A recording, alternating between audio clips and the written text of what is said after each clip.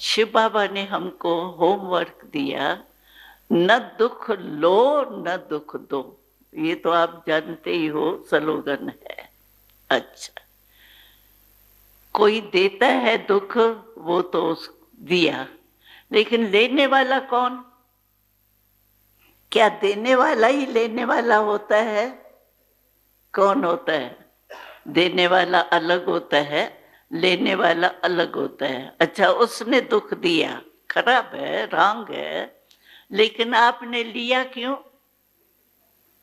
लेने वाले तो आप हो ना।